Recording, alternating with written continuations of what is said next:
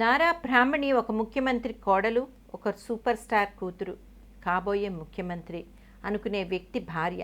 అన్నింటికీ మించి హెరిటేజ్ వంటి కార్పొరేట్ సంస్థకు ఎగ్జిక్యూటివ్ డైరెక్టర్. ఆమె పర్సనల్ లైఫ్ను, బిజినెస్ యాక్టివిటీలను ఎలా మేనేజ్ చేస్తుంది? సినిమా రంగంలో ఎన్టీఆర్ వారసుడు బాలకృష్ణ కూతురుగా, రాజకీయ రంగంలో ఒక ముఖ్యమంత్రి చంద్రబాబు కోడలుగా, వ్యక్తిగతంగా ఒక మంత్రి లోకేష్ భార్యగా, వ్యాపార రంగంలో ఒక ప్రసిద్ధ సంస్థ హెరిటేజ్ ఎగ్జిక్యూటివ్ డైరెక్టర్గా తను ఇన్ని పాత్రలను ఎలా పోషిస్తున్నది? మరీ ముఖ్యంగా ఒక తల్లిగా తన బాధ్యతలు ఎలా నిర్వర్తిస్తున్నది? అత్తగారి భావజాలంతో క్లాష్ ఏమీ రావటం లేదా? ఇంట్రెస్టింగ్ ప్రశ్నలు కదా. ఎస్, శనివారం పిక్కి మహిళా విభాగం FLO శనివారం నిర్వహించిన ఒక సదస్సులో ఇలాంటి ప్రశ్నలే ఎదురయ్యాయి ఆమెకు. లోకేష్తో కలిసి హాజరైన ఆమె దాదాపు 150 మంది వరకు వరుసగా సంధించిన ప్రశ్నలకు ఎలా సమాధానాలు ఇచ్చింది? ఆమె తడుముకోకుండా ఎక్సలెంట్ ఆన్సర్స్ ఇచ్చింది. ఆమె భాష, ఆమె వ్యక్తీకరణ అక్కడ చేరిన అందరినీ ఆకట్టుకున్నాయి. అవును, ఈ ప్రశ్న ప్రతి మహిళా ఎంటర్ప్రైనర్కు ఎదురయ్యేది. నిజానికి గతంలో దేవాన్స్ వీకెండ్ తనతోనే గడిపేదాన్ని. కానీ హెరిటేజ్ ఫ్రెష్ తీసుకున్న తర్వాత ప్రతి శనివారం ఒక అవుట్లెట్ ఓపెన్ చేస్తున్నాం.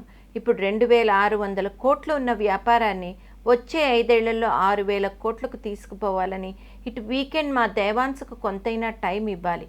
అదే సమయంలో వ్యాపారము ముఖ్యమే. అందుకే తనను కూడా నాతో పాటు తీసుకెళ్తున్నా. పళ్ళు కూరగాయలు అన్నీ చూస్తూ వాడు ఎంజాయ్ చేస్తాడు, నా పని నేను చేసుకుంటున్నాను. ఇక మా అత్తగారంటారా, ఎస్, ఆమె సాంప్రదాయ గృహిణి. ఆమె ఉద్యోగుల గురించి చూసుకుంటూ ఉంటుంది.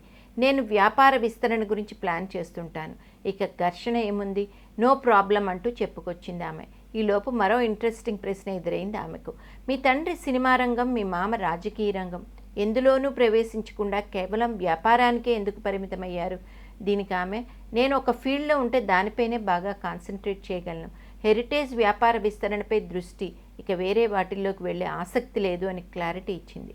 ఎన్టీఆర్ ట్రస్ట్ తెలుగు సంస్కృతి పేరిట ఒక మ్యూజియం ప్లాన్ చేస్తున్నది. బ్లడ్ బ్యాంక్ విస్తరించాలనే ఆలోచన ఉంది. దేశంలో 1,20,00,000 కిరాణా షాపులున్నాయి. కానీ బహుళజాతి సంస్థల ప్రవేశంతో వాటికేదో ప్రమాదం అనేది ఉత్తమ ఆట. వాటి క్రెడిబిలిటీ వాటికి ఉంటుంది అని వివరించింది ఆమె.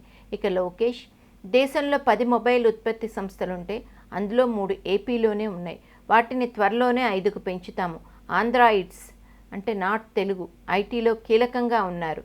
క్లౌడ్ కంప్యూటింగ్కు ఏపీని అడ్డాగా మారుస్తాం. ఇక పంచాయతీరాజ్ సంగతి అంటారా, ప్రతి 5,000 జనాభా ఉన్న ఆవాసంలో అండర్ గ్రౌండ్ డ్రైనేజ్ మా ప్లాన్ చేస్తాం, చూస్తూ ఉండండి అంటూ ఆంత్రప్రైన్యూర్ అనే పదాన్ని ఆంధ్రాపెన్యూర్స్ అని వ్యాఖ్యానించాడు. మొత్తానికి జంట మొదటిసారిగా సంయుక్తంగా మహిళా ఔత్సాహిక పారిశ్రామికవేత్తల ప్రశ్నలకు విజయవంతంగా సమాధానాలు ఇస్తూ చప్పట్లను బహుమానంగా పొందారు. గుడ్, లోకేష్ బ్రాహ్మణుల కొత్త కోణం ఇది.